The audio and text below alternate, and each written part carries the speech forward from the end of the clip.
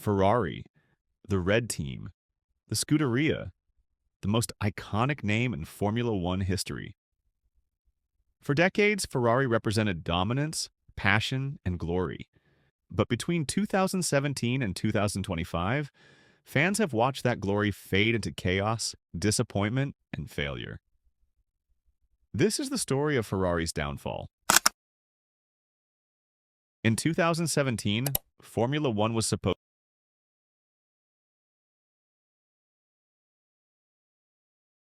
Ferrari, the red team, the Scuderia, the most iconic name in Formula One history. For decades, Ferrari represented dominance, passion, and glory. But between 2017 and 2025, fans have watched that glory fade into chaos, disappointment, and failure. This is the story of Ferrari's downfall. In 2017, Formula One was supposed to be reborn. The new regulations made cars wider, faster, and more aggressive. For the first time in years, Ferrari looked like real challengers to Mercedes' dominance. Sebastian Vettel, a four-time world champion, fought Lewis Hamilton wheel-to-wheel all season. Ferrari had built a car capable of taking the fight to Mercedes, and Vettel even led the championship for much of the year. Sebastian Vettel starts off 2017 by winning the Australian Grand Prix. Ferrari on top, down under, and there was no... But Ferrari's old weaknesses came back. Reliability issues struck in Asia, costing Vettel crucial points. Sebastian Vettel needs to cover him off. Kimi Raikkonen on the inside, and he's crashed with Verstappen. He's hit Vettel as well. Raikkonen is out before the first... Strategy mistakes and driver errors piled up, and by the final races, Hamilton had sealed the title. Ferrari had come close, but not close enough. If 2017 was a near miss, 2018 was supposed to be the redemption. Ferrari had the fastest car for large parts of the season.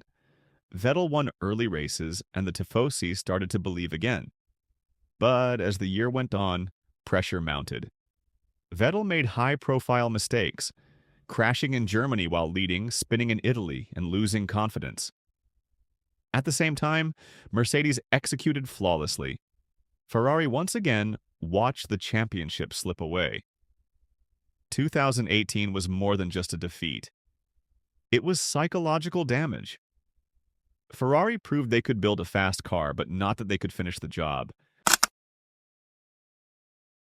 In 2019, Ferrari introduced a monster engine.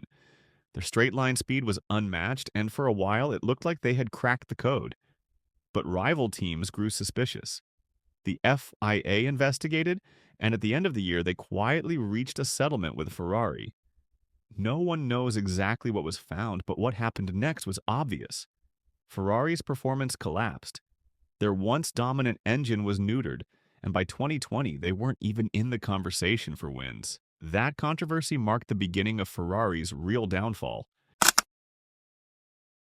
2020 was Ferrari's lowest point in decades. Their car, the SF1000, was slow on the straights, slow in the corners, and painful to watch.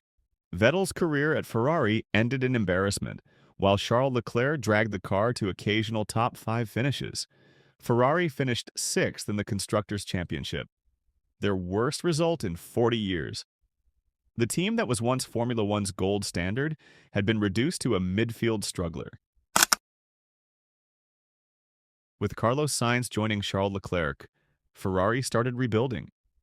2021 wasn't a winning year, but it was a recovery year. The team improved, scored podiums, and finished 3rd in the Constructors. But even with progress, Ferrari didn't look like champions. Mercedes and Red Bull were miles ahead, and Ferrari fans were left hoping that 2022's new regulations would finally bring a real chance. 2022 started like a dream. Under new regulations, Ferrari built the F175, and it was fast. Charles Leclerc won in Bahrain and Australia, and suddenly Ferrari were leading the championship again. But it didn't last. Strategy errors piled up. Wrong tire calls, baffling pit stops, and poor communication. Reliability issues returned, with multiple engine failures costing Leclerc valuable points. By mid-season, Red Bull had pulled away. Ferrari had thrown away another chance at glory, not because of a slow car, but because of the same internal chaos that had haunted them for years. In 2023, Red Bull dominated completely, and Ferrari could only fight for scraps. The car was inconsistent, sometimes fast over one lap, but rarely strong over a race distance. Leclerc and Sainz both grew frustrated as Ferrari slipped further away from the front. McLaren, Aston Martin, and even Mercedes at times looked stronger. The culture of mistakes hadn't gone away. Ferrari were still the team that fans expected to get strategy wrong. By 2024, the excuses had run out. Ferrari had resources, drivers, and history on their side. But once again, the car wasn't good enough. Leadership changes brought no stability, and morale within the team seemed to collapse. Fans began openly questioning whether Ferrari could ever recover. The gap to Red Bull and McLaren only widened, and Charles Leclerc, once seen as the future of Ferrari, looked increasingly like a driver trapped in a failing project. And that brings us to 2025. The car is once again disappointing. The management, instead of inspiring confidence, seems lost and indecisive. Ferrari no longer strike fear into rivals. Instead, they're seen as a team defined by wasted potential. From 2017 to 2019, Ferrari had the tools to win championships. But politics, mistakes, and internal dysfunction destroyed those chances. From 2020 to 2025, those failures only multiplied. Ferrari, the most iconic name in Formula One, has fallen into a cycle of mediocrity. A team that once embodied speed and dominance is now a symbol of frustration and heartbreak. Ferrari's downfall isn't just about cars or engines. It's about culture.